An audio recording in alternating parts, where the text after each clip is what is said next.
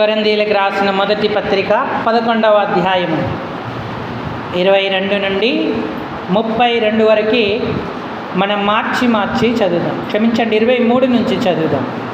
23 నుంచి 32 వరకు మార్చి చదువుదాం. నేను మీకు అప్పగించిన దానిని ప్రభు వలన పొందితిని. ప్రభువైన యేసు తాను అప్పగింపబడిన రాత్రి ఒక రొట్టెను ఎత్తుకొని కృతజ్ఞతాస్తుతులు చెల్లించి,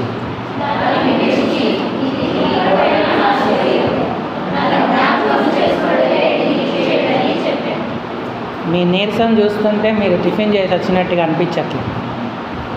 గట్టిగా చదవాలి, అందరికీ వినబడేటట్టు స్పష్టంగా, నిద్రపోయేవారు మేల్కొనేటట్టుగా చదవాలి.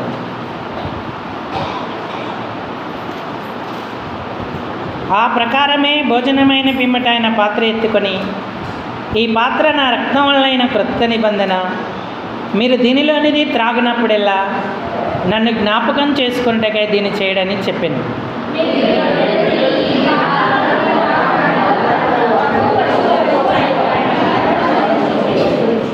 కాబట్టి ఎవడు అయోగ్యంగా ప్రభు యొక్క రొట్టెను తిననో, లేక ఆయన పాత్రలోంది త్రాగునో, వాడు ప్రభు యొక్క శరీరమును గూర్చియు రక్తమును గూర్చియు అపరాధి అగును.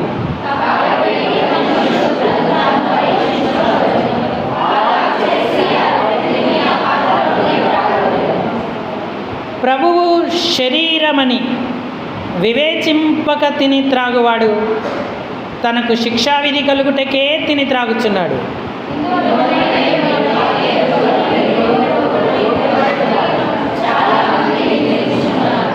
అయితే మనలను మనమే విమర్శించుకొనిన ఎడల తీర్పు పొందక పోదుము.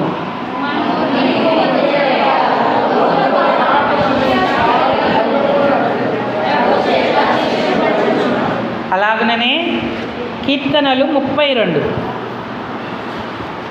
కీర్తనల గ్రంథం 32వ కీర్తన 1 నుంచి 6 వచనాలు మార్చి చదువుదాం. 32వ కీర్తన 1 నుంచి 6 వరకు. తన అతిక్రమములకు పరిహారము నొందినవాడు, తన పాపమునకు ప్రాయశ్చిత్తము నొందినవాడు ధన్యుడు.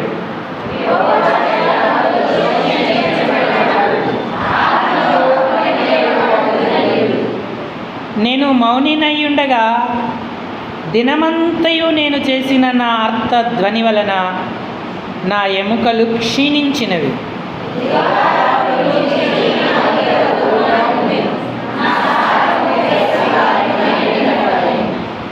నా దోషమును కప్పుకొనక నీ ఎదుట నా పాపము ఒప్పుకొంటిని. యెహోవా సన్నిధిని నా అతిక్రమములు ఒప్పుకొందుననుకొంటిని. నీవు నా పాపదోషమును పరిహరించి ఉన్నావు.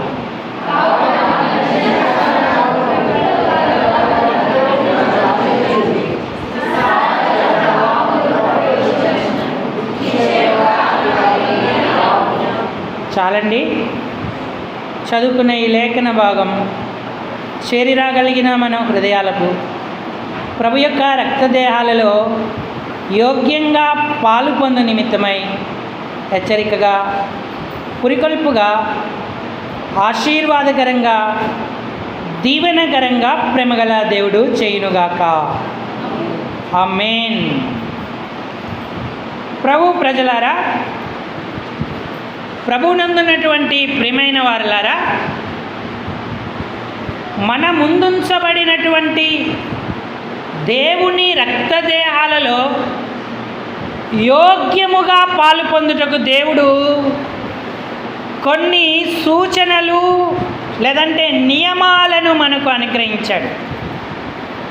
రక్షణ లేకపోతే, బాప్తిస్మంలో సాక్ష్యం ఇవ్వకపోతే ఇంకా నువ్వు యేసులోనికి సంపూర్ణంగా రాలేదని అర్థం. నాకు వేరుగా ఉండి మీరేమీ చెయ్యలేరు అన్నాడు. ఆయనలోకి వచ్చి ఆయన రక్తదేహాల్లో పాలు పొందాలంటే ప్రప్రథమంగా ప్రభువును నీ సొంత రక్షకుడిగా అంగీకరించేవాడవుగాను దానవుగాను ఉండాలి. అంతేకాదు నీటి బాప్తిస్మంలో సాక్ష్యం ఇచ్చి నీ పాపమంతా కడుక్కొని శుద్ధి అయి దేవుని సంఘంలో సిద్ధపరిచిన ఆయన రక్తదాల్లో పాలు పొందడానికి ప్రాథమిక అర్హతను సంపాదించాలి. రక్షణ లేదా? నువ్వెంతకాలం ఇలాగే దేవుని ఆలయానికి వచ్చి వాక్యం విని తిరిగి వెళ్ళిపోతూ ఉంటావు. అవకాశాలు, అనుకూల సమయాలు ఎల్లవేళలా ఉండవు అని తెలుసా నీకు? నీ ఆత్మ నరకానికి, నీ శరీరం ఆరని అగ్నికి వెళ్ళకముందే నీవు ప్రభువైన యేసుక్రీస్తును సొంత రక్షకుడిగా అంగీకరించు. ఎందుకంటే ఏ భేదము లేదు, అందరూ పాపము చేసి దేవుడు అనుగ్రహించు మహిమను, కుల మత వర్ణ ఏ భేదము లేదు, చిన్న పెద్ద యవ్వనస్తుడు ముసలివాడు స్త్రీ పురుషుడు ఏ భేదము లేదు. మానవులందరూ కూడా ఆదాము నుండే ఆజ్ఞను అతిక్రమించి పాప స్వభావముతోనే పుడుతూ పాప స్వభావాన్ని బట్టి పాపపు క్రియలు చేస్తూ దేవుని యొక్క కోపాన్ని, ఉగ్రతను సంపాదించుకున్నారు. అంతేకాదు పాపులందరికీ ఒకటే గతి, నరకం. పాపము వలన వచ్చు జీతం మరణం. ఆ మరణంలో యుగయుగాలు కాలాలి, ఒక్కరోజు, ఒక వారం, ఒక నెల, సంవత్సరం కాదు. అందుకే పాపులను రక్షించుటకు క్రీస్తు యేసు ఈ లోకానికి వచ్చాడు. మొదటి ఆదాము తప్పిపోయాడు, రెండవ ఆదాము తప్పిపోయిన మనందరి కొరకు ప్రాణం పెట్టాడు. రక్షించడానికి ఆయన శిలువ మరణం పొందాడు. ఆయన చేతుల్లో మేకులు, కాళ్ళల్లో మేకులు, తలకు ముళ్ళ కిరీటం, పక్కలో బల్లెపోటు, వీపంతా కూడా నాగటి చారల వలె కొరడా దెబ్బల చేత దున్నబడింది. ఆయన గాయాలు నీ స్వస్థత, నీ రక్షణ కొరకే. ఇంకా ఆయనను అంగీకరించకపోతే ఇప్పుడే అంగీకరించు, పాపక్షమాపణ పొందు, నరకము నుంచి తప్పింపబడు. అంతేకాదు ఈ 70-80 సంవత్సరాల జీవితకాలం ఆయన నీకు ఆధారమై అన్ని విషయాలలో తోడుండి నిన్ను నడిపించి తన సంకల్పాన్ని నీకు నెరవేరుస్తాడు. రక్షించబడిన వారు ధన్యులవుతారు. అందుకని తన అతిక్రమములకు పరిహారమునొందినవాడు, తన పాపమునకు ప్రాయశ్చిత్తమునొందిన నరుడు ధన్యుడు అన్నాడు. లాజరు ధన్యుడయ్యాడు, దావీదు ధన్యుడయ్యాడు, సౌలు ధన్యుడయ్యాడు. పాపాలు ఒప్పుకొని ప్రభు సన్నిధిన రక్షణ అనుభవాన్ని పొందారు. ఇప్పుడే నువ్వు ఆయనను అంగీకరించు. మనం చేయాల్సిందల్లా ఏమీ లేదు. నేను పాపిని ప్రభువాని ఎప్పుడైతే నువ్వు మనోపూర్వకంగా ఒప్పుకుంటావో అప్పుడే ఆయన ఆత్మ నీలోకి వస్తుంది. తన రక్తం చేత నిన్ను కడిగి శుద్ధి చేస్తాడు. ఒకవేళ తీర్మానంలో ఉంటే బాప్తిస్మం పొందడానికి ఆలస్యం చేయొద్దు, వాయిదాలు వేయొద్దు. ఎందుకంటే నువ్వు అనుకున్నప్పుడు అన్ని వనరులు, వసతులు ఏర్పడవు. ఈయన నా ప్రియకుమారుడు, ఈయన యందు నేను ఆనందించుచున్నానన్నాడు. అది దేవుని సంకల్పం. నువ్వు నెరవేర్చుకోవడానికి ఎందుకు ఆలస్యం చేస్తున్నావు? నేను ఇంకా డిగ్రీ పాస్ అవ్వలేదండి, ఇంకా నాకు వివాహం అవ్వలేదండి, మా అమ్మా నాన్నలు ఒప్పుకోలేదండి. ఈ కారణాలన్నీ సాకులే. పాప పశ్చాత్తాపమునందిన ప్రతి వ్యక్తి వెంటనే ఆశించేదేంటంటే బాప్తిస్మం పొందిన పాపాలు కడుక్కోవాలని. నపుంసకుడు అన్నాడు, ఇదిగో నీళ్ళు, నాకు బాప్తిస్మం ఇచ్చుటకు ఆటంకమేమి అని అన్నాడు. ఏముంది ఆటంకం? నువ్వు యేసును పూర్ణ హృదయంతో విశ్వసిస్తే, అంగీకరిస్తే ఇప్పుడే నువ్వు బాప్తిస్మం పొందొచ్చని వారిద్దరూ నీళ్ళల్లోకి దిగారు. నపుంసకుడు బాప్తిస్మం పొంది తిరిగి వెళ్ళిపోయాడు. ఎంత ధన్యత! దేవుడు ఆయనలో ఆనందించాడు. ఆ దేశములో కందాకే రాణి కింద ఉన్న ఆయన దేవునికి సాక్షిగా అనేకులకు రక్షణ సువార్తను ప్రకటించాడు. నువ్వు అలాంటి ధన్యత పొందుతావా? బాప్తిస్మంలో సాక్ష్యం ఇచ్చి ధన్యుడు అవుతావా? సౌలుతో ప్రవక్త అన్నాడు, నీవు తడవు చేయుట ఎందుకు? లేచి ఆయన నామమును బట్టి బాప్తిస్మం పొంది నీ పాపములను కడిగి వేసుకో అన్నాడు. అంటే అర్థం ఏంటి? నువ్వు బాప్తిస్మం పొందకపోతే సంపూర్ణ శుద్ధి ఇంకా పొందలేదనే కదా. అప్పుడు వెంటనే తీర్మానించుకో, సమయం అనుకూలమైనప్పుడు ప్రార్థించుకో, నిలవబడు, దేవుని సంకల్పంలో సాక్ష్యం ఇచ్చే సంఘంలో చేర్చబడు. అప్పుడు ధన్యుడవు, ధన్యురాలు అవుతావు.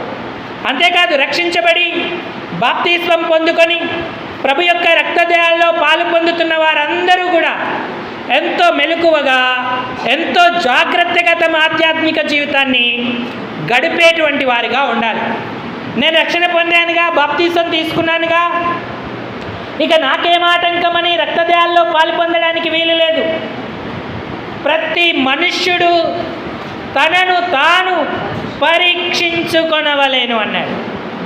వాక్య సందేశం నిలువుటద్దములాగా నీ ఎదుట నిలబడి ఉంటుండగా నీకున్న లోపాలు కనబడతా ఉన్నాయా? ఎక్కడ మరకంటిందో, ఎక్కడ సరిచేయబడాలో నీ జీవితంలో గుర్తిస్తున్నావా? వాక్యము అద్దము వలె మన ఎదుట ఉంటుండగా కూడా అద్దాన్ని తిట్టి వెళ్ళిపోయేవారు ఉన్నారు. కానీ అయ్యో నా బుగ్గ మీద ఈ మచ్చుందే, ఈ మరుకుందే నా నొసట అని దిద్దుకునేటువంటి వారు కరువైపోతున్నారు. ఈ అంత్య దినాలలో నువ్వు ఏ కోవకు చెందిన విశ్వాసిగా ఉన్నావు?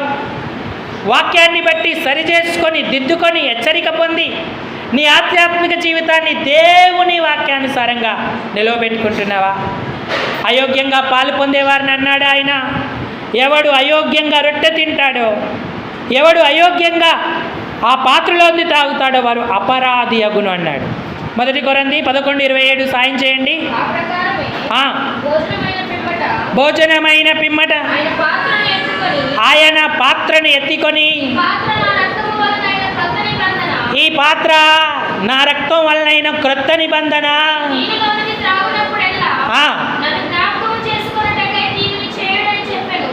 నన్ను జ్ఞాపకము చేసుకొనుటకై దీనిని. కుమారక్క మనవడు, మీ మనవడేనా ఆ అబ్బాయి? ఎవరు? అది ఆడుతున్నాడు, జారి పడితే తలకేదైనా దెబ్బ తాకితే ఎవరబ్బాయి? అబ్బాయి మీ మనవడమ్మా?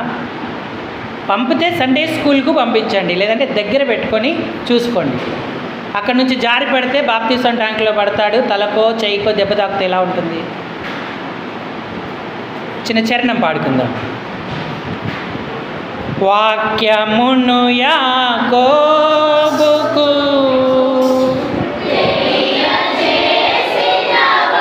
అందరూ పాడండి అమ్మా, గట్టిగా పాడండి.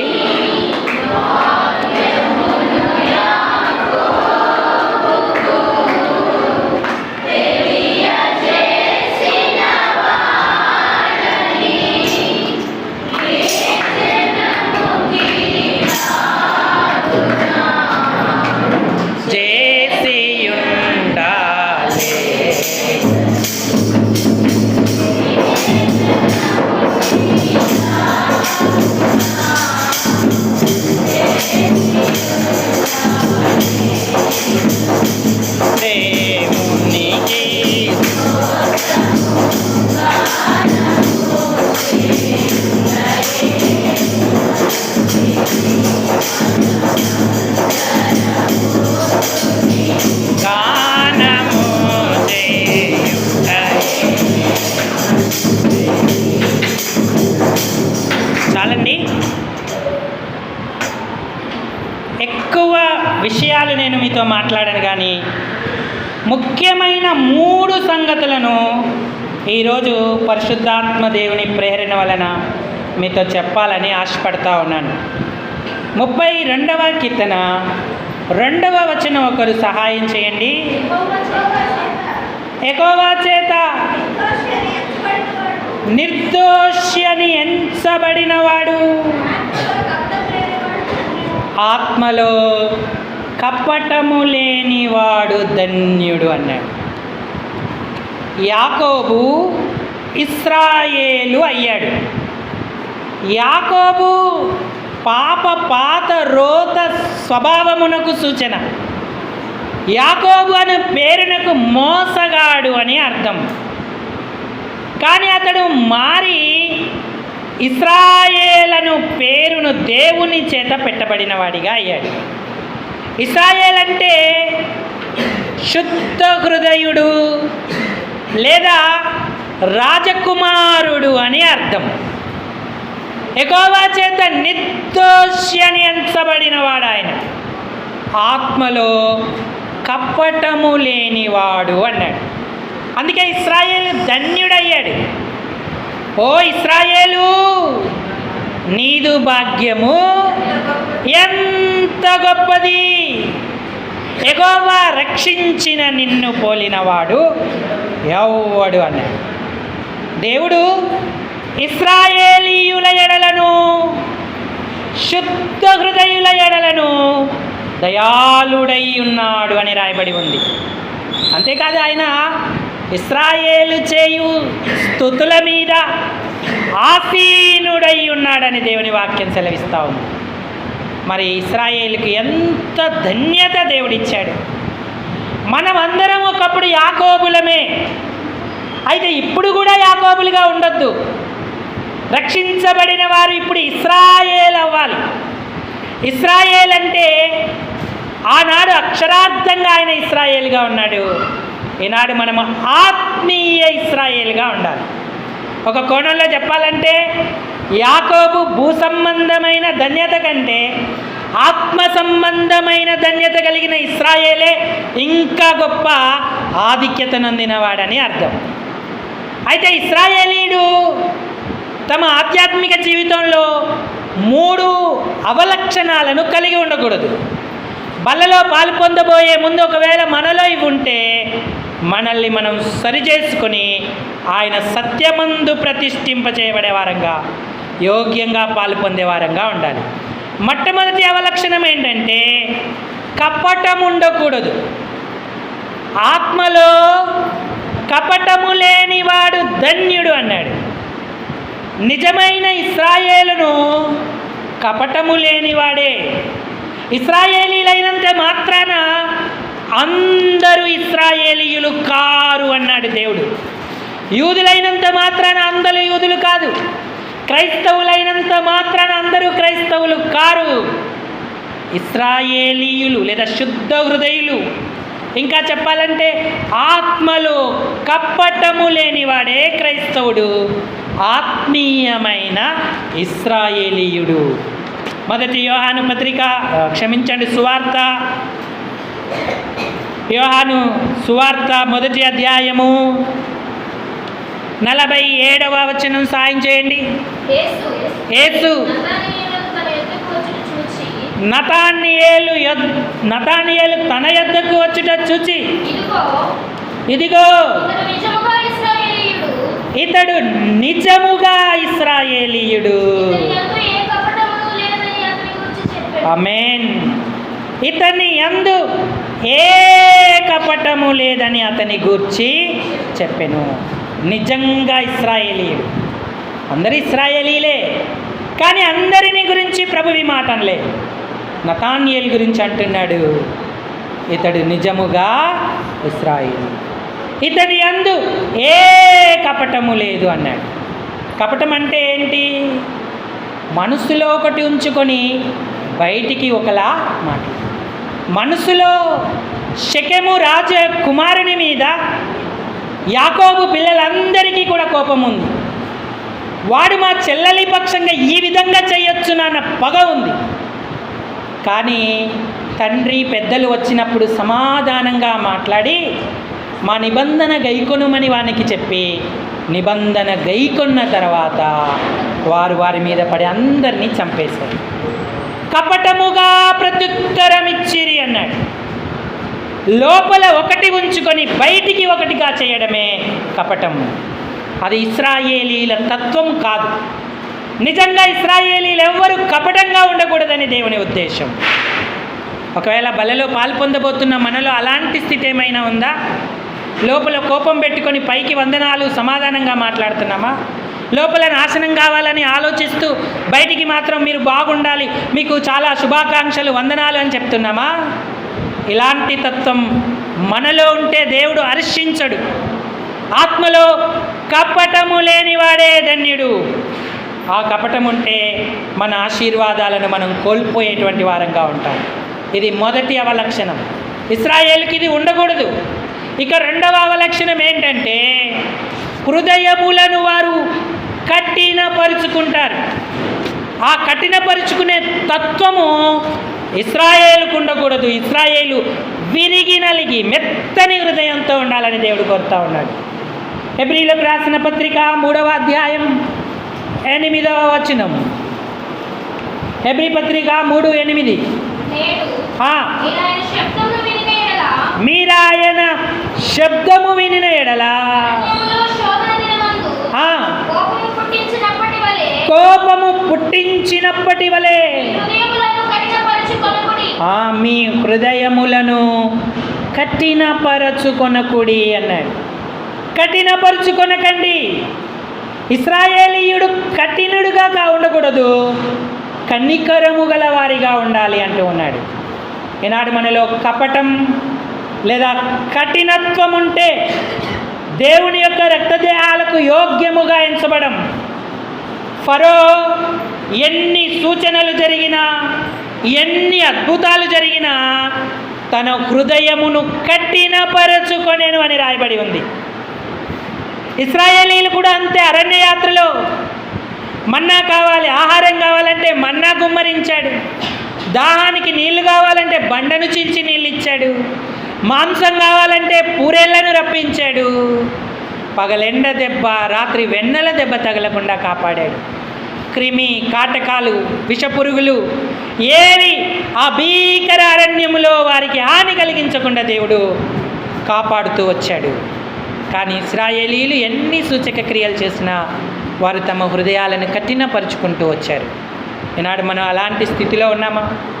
ఆరాధనకు సమయానికి రాం, ఇది కఠినత్వం అని చెప్పలేము. కానీ నువ్వు దేవుని మీద ఇంకా సరి అయిన ప్రాముఖ్యతను, దేవుని మీద ఆధారపడే తత్వాన్ని కలిగి ఉండట్లేదని అర్థం. ఆరాధన 10 గంటల కంటే సమయానికి ముందే ఆలయంలో చేరే వరంగా ఉండాలి. కుటుంబాలు, బాధ్యతలు, పనులు ఉన్నాయి, లేవనడం లేదు. కానీ మనకు అది ఒక అలవాటుగా ఉండకూడదు. నువ్వు ప్రతిష్ఠించుకొని సాగేటువంటి వారంగా ఉండాలి. ఎప్పుడు ఆ స్థితికి మనం రాగలుగుతామో ధన్యులమవుతూ ఉంటాం. సహవాసాన్ని కలిగి సహకరిస్తూ సత్యమందు ప్రతిష్ఠిత చేయబడే వారిగా ఉండాలి. అప్పుడే నిజంగా ఇశ్రాయేలుగా ఆనందించేటువంటి వారంగా ఉంటాం. అందుకే ఎప్పటికప్పుడు మన హృదయాన్ని మెత్తనపరచుకోవాలి. హెబ్రీ పత్రిక 3వ అధ్యాయం 13-15 వచనాలు చదవండి. నేడు మీరు ఆయన శబ్దమును వినిన ఎడల కోపము పుట్టించినప్పటి వలె, మళ్ళీ చెప్తున్నాడు, మీ హృదయములను కఠినపరుచుకొనకుడి అని ఆయన చెప్పాను కదా. పాపము వలన కలుగు భ్రమచేత మీలో ఎవరును కఠినపరచబడకుండునట్లు నేడు నేడు అను సమయం ఉండగానే ప్రతి దినం ఒకనినొకడు ఆ బుద్ధి చెప్పుకొనుచు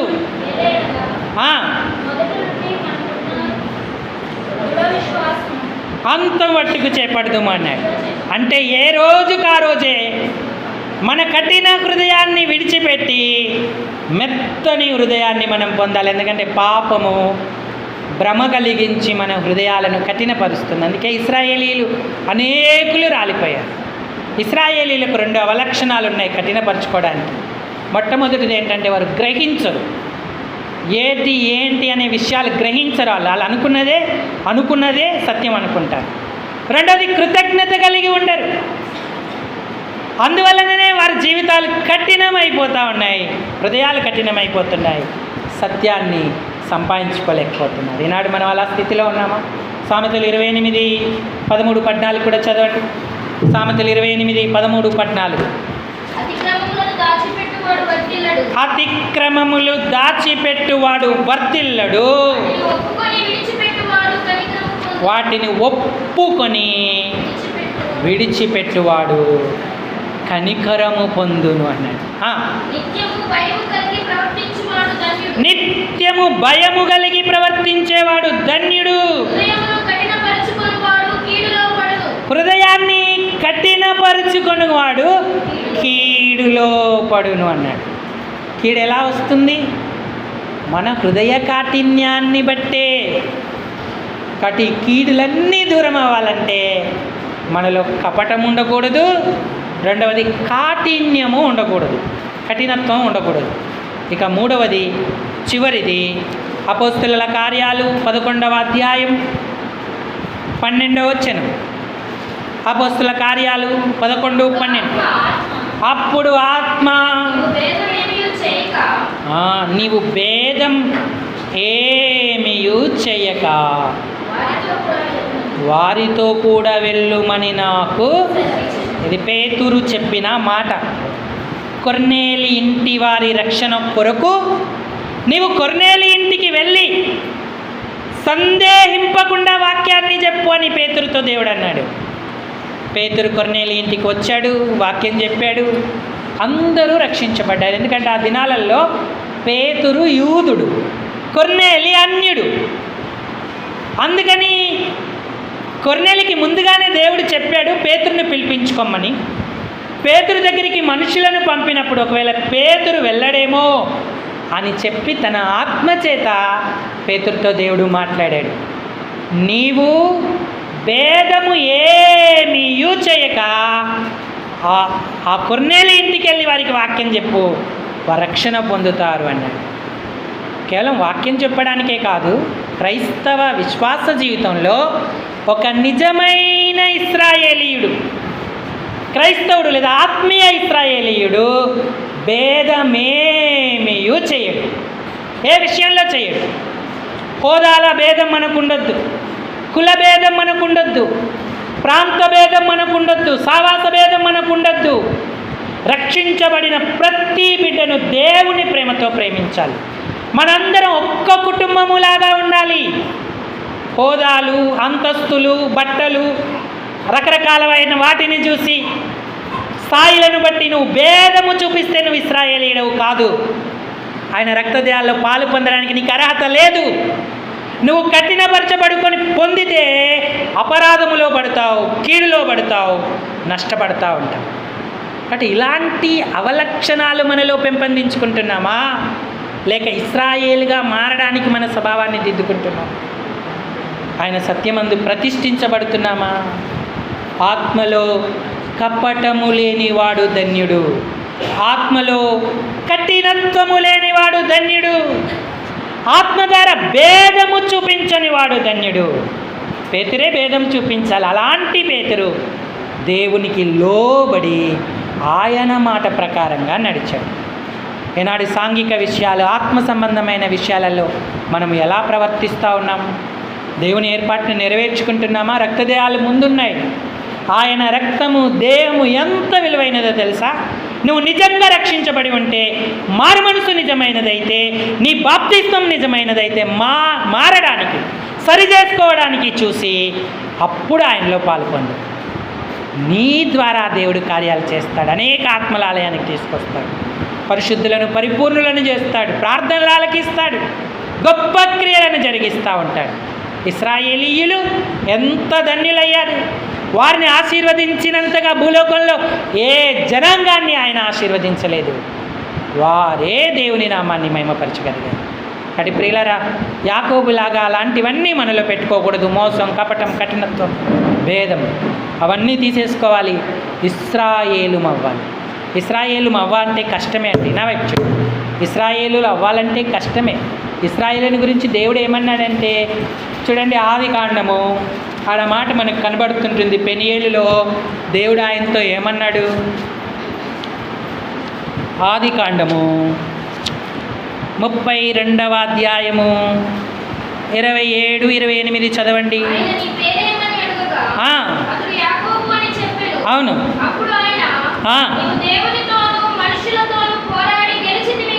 నాతో చెప్పండి. నీవు కొంచెం సన్నగా చిన్నగా చెప్పండి అమ్మా. నీవు గట్టిగా చెప్పాలి. నీవు మనుషులతోనూ దేవునితోనూ పోరాడి గెలిచితివి అని చెప్పి దేవుడు అక్కడ అతన్ని ఆశీర్వదించాడు. దేవునితోనైనా పోరాడి గెలవచ్చు. మనం ఉపవాసం ఉంటాము, ఎంతో జాగరణ చేసి రాత్రంతా మోకాళ్ళ మీద కన్నీళ్లు విడుస్తాం. దేవునితో పోరాడి గెలవగలిగిన వారమే. కానీ మనుషులతో పోరాడి గెలవాలంటే ఎంత కష్టం.